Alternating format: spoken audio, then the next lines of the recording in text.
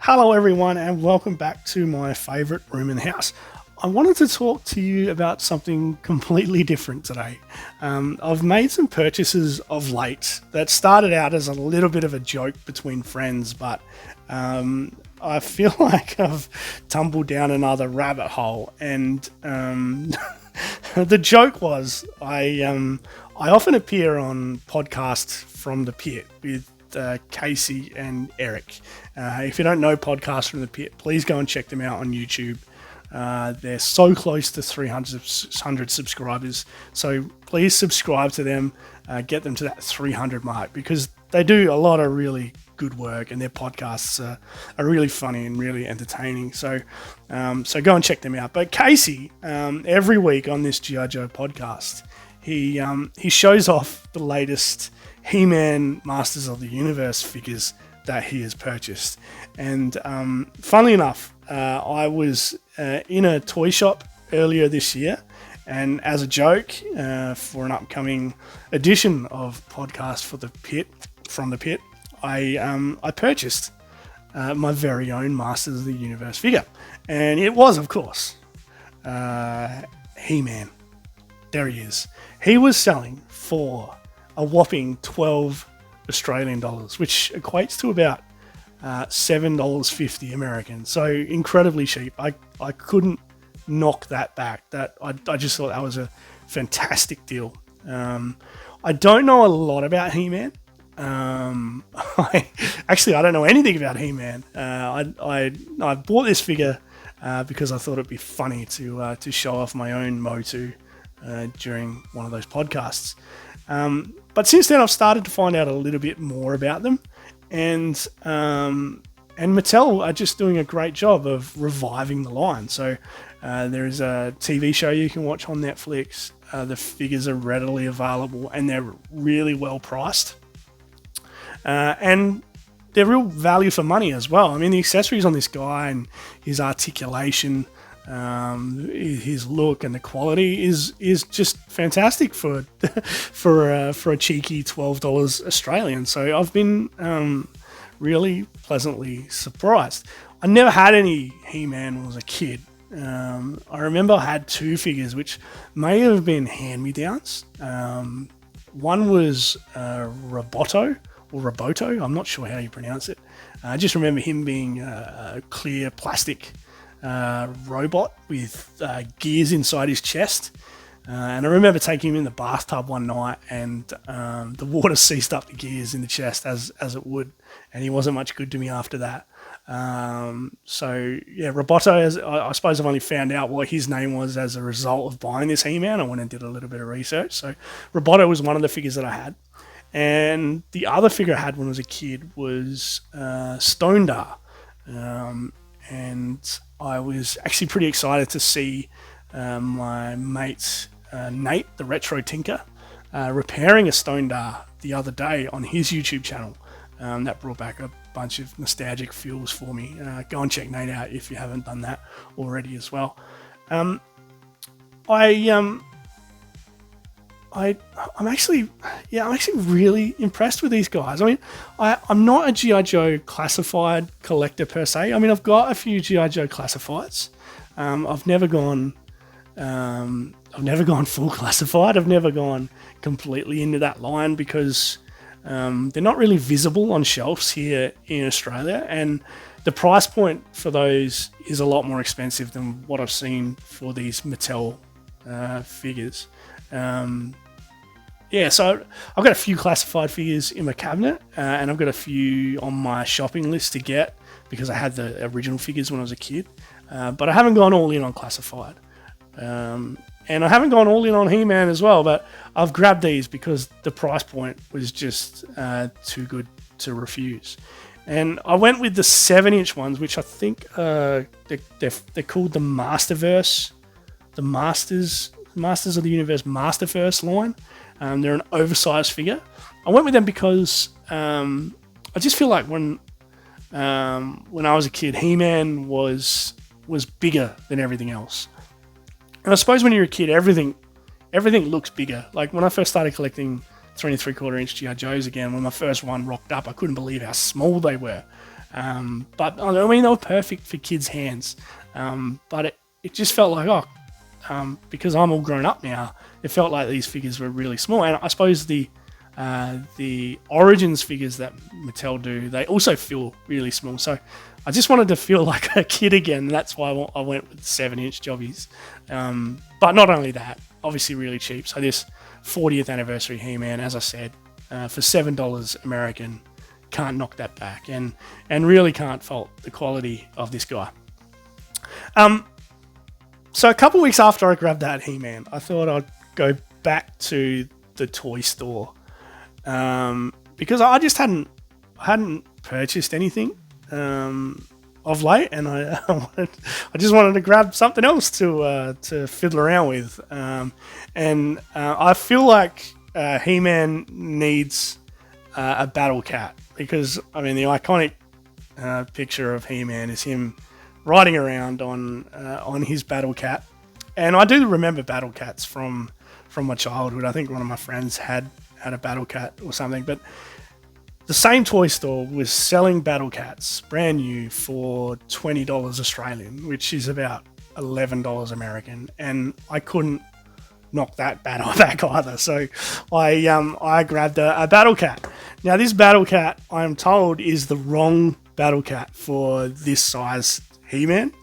I've since been shown the actual Masterverse battle cat, and he's a lot bigger, but it doesn't really hit me in the nostalgic feels like this battle cat does. I mean, sure, he's undersized for the figure, but look, he's big enough for me, and I've just knocked him over.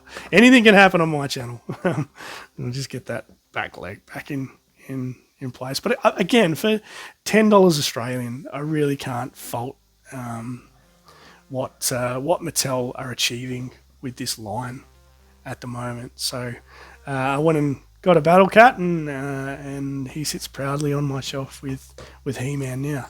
I'll put him down here because I'm gonna run out of room, and I'll drag He-Man towards the back there. When I got that battle cat, I couldn't help myself.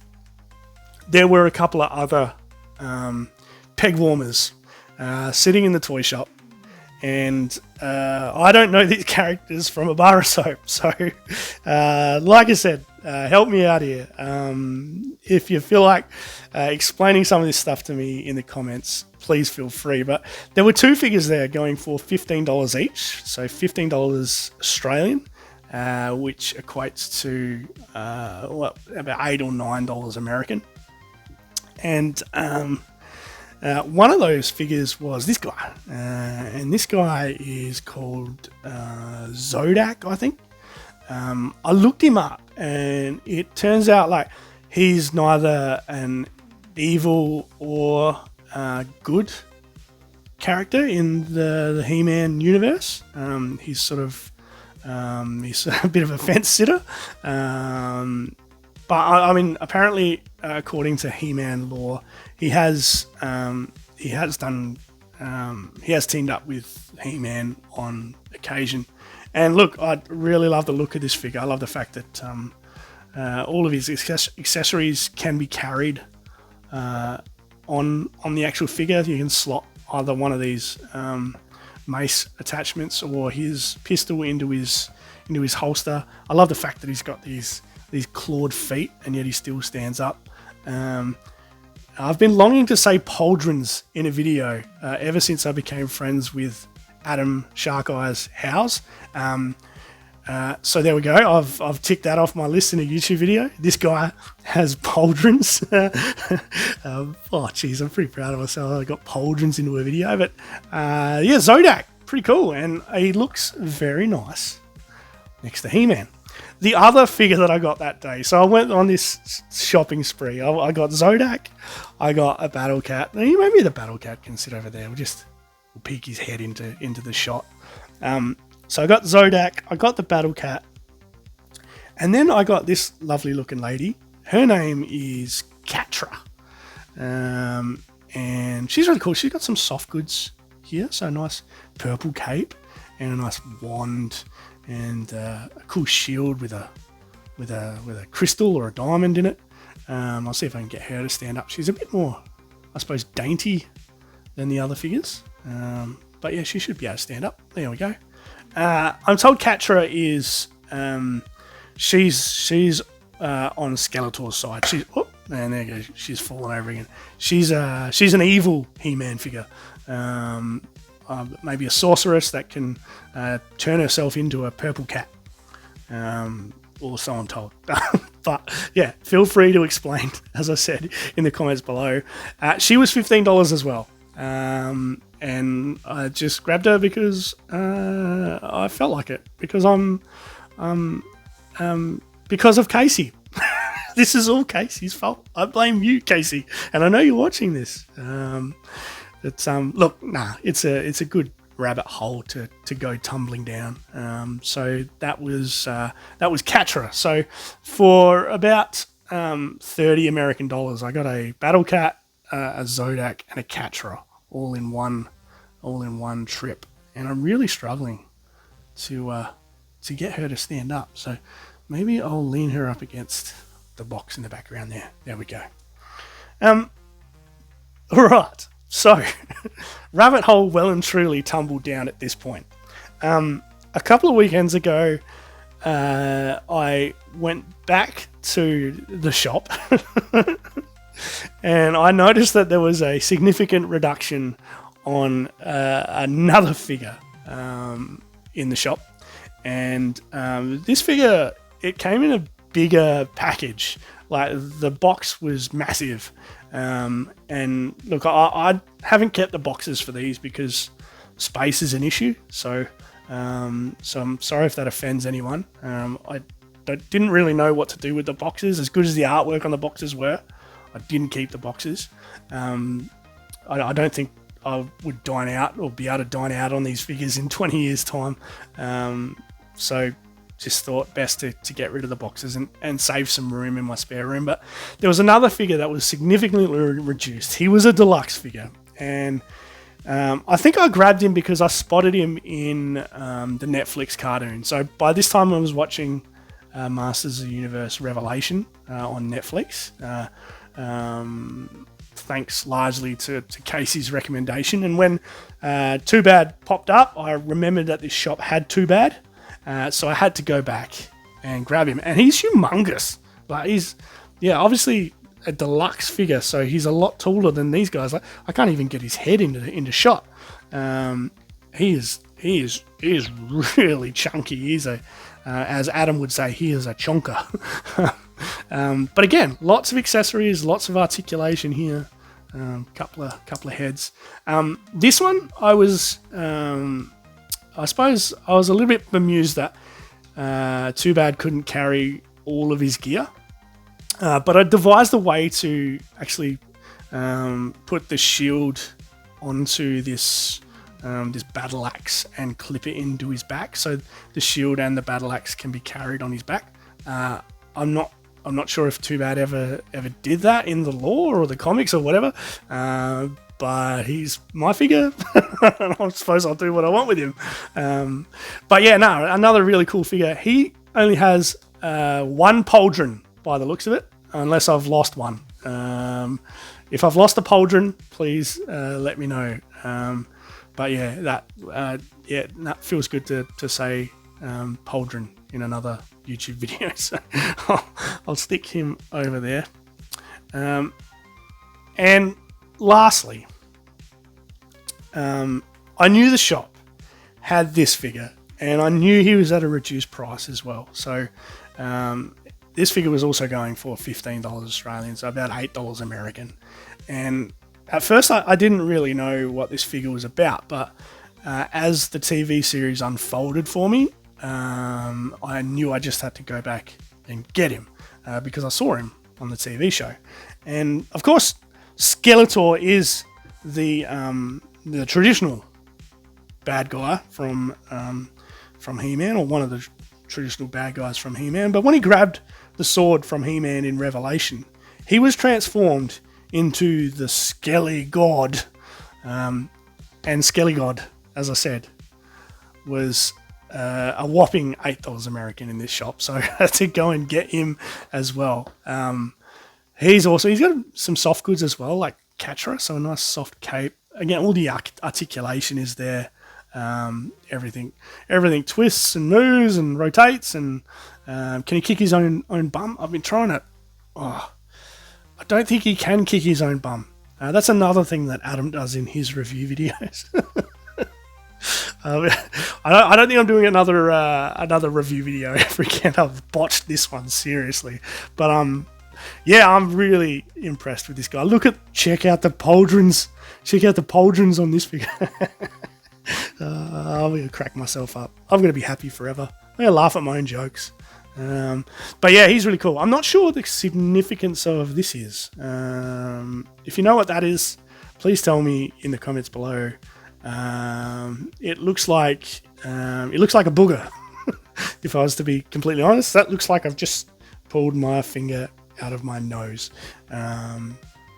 But yeah, maybe it goes on his hand. I'm not sure. But look, overall, I am very, very impressed with the value for money in these figures, and I will no doubt grab a couple more when I see them on clearance. I know there is a Roboto figure in the Master First range coming out, or has recently come out, so that's one that I will definitely look to cross off my list, and I think Casey's going to help me with that. Maybe I'll grab a Stone Dart at some point, but I really want a Man at Arms. I think because Duncan was obviously one of my favorite characters from the TV show that I've just watched, so that'll be pretty cool too. But yeah, I'll just see them when they pop up on clearance, because the value for money here is just fantastic, and I think in a lot of ways Hasbro can learn from Mattel. So yeah, that's what I've been doing lately. I've been buying some MOTU figures. Oh, almost forgot. Like, these guys, they came with like I just opened my drawer. I don't know where I put them. They came with extra hands, and I'm not sure where I put them. So all of these figures came with another set of hands, which again represents a lot more value. So you can have them with closed fists or open hands. I've put them down somewhere and can't remember where. So maybe I'll show you in the next Masters of the Universe video I do in 3 or 4 years. I don't know. Sorry about that. But look, that's all I've got for you today. Normal programming will resume with my next video. We'll get some G.I. Joes out and talk about them again. But I do hope you've enjoyed my little foray into MOTU. And look, if you've enjoyed this video, feel free to leave a like. Feel free to share it to all your friends, to post a comment. And if you haven't already, please subscribe to my channel. It really helps to keep me motivated, I suppose, when viewers engage. So don't be a stranger, please subscribe and leave a comment, have a chat to me, because yeah, I record these videos because I like to think there's some like-minded people in the universe that like talking about these things. Did I just say universe? I did. Anyway, I'll see you next time. Yo, Joe.